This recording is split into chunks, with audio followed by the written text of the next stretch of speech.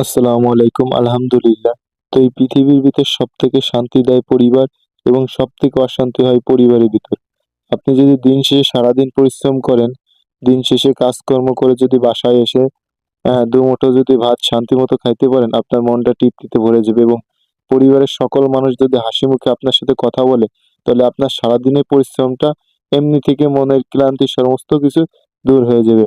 আর যদি আপনি হাজারো লক্ষ কোটি টাকা ইনকাম করে আসেন না কেন, পরিবারের মুখে যদি হাসি না ফোটাইতে পারেন, পরিবার যদি আপনার দিকে গুম্ব হয়ে তাকায় থাকে, তাহলে আপনি ভালো কিছু করতে পারবেন না। আর আপনি একটা কিছু করতে চান যদি সেটা যদি পরিবার সহযোগিতা না করে বা আপনার তার এন্টি পক্ষে চলে যায়, তাহলে আপনি ভালো কিছু করতে পারবেন না, আগাইতে পারবেন না।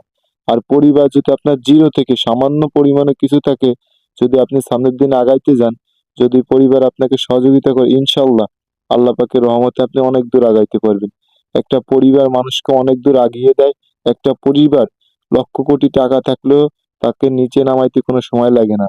কিন্তু বর্তমান যে যুগ জামানায়, এই যুগ জামানায় একটা পরিবার তার ছেলে-মেয়ে বা তার ফ্যামিলির যে বড় যে দায়িত্বে আছে সে কি করতে চাচ্ছে বা না করতে চাচ্ছে এটা পরিবার কখনো বুঝতে চায় না এবং বোঝেও না। যার, যার ফ্যামিলি বর্তমানে স্বার্থ নিয়ে পড়ে আছে যে শুধু টাকা ছাড়া কিছুই বোঝে না তারা। যে টাকা তো টাকাই। হালাল টাকা ইনকাম করতে চাচ্ছে নাকি ব্যবসা-বাণিজ্য করতে চাচ্ছে এইটা দেখে না। তো দিন শেষে ভাই সবারই দুঃখ কষ্ট আছে। তো সবাই ভালো থাকবেন, সুস্থ থাকবেন। যার, যার ফ্যামিলি নিয়ে সবাই চেষ্টা করবেন ভালো-মন্দভাবে চলাফেরার। ভুল ত্রুটি মেনে নিয়েই চলবেন তাহলে সামনের দিনগুলো ফ্যামিলি নিয়ে আগাইতে পারবেন। আসসালামু আলাইকুম রাহমাতুল্লাহ।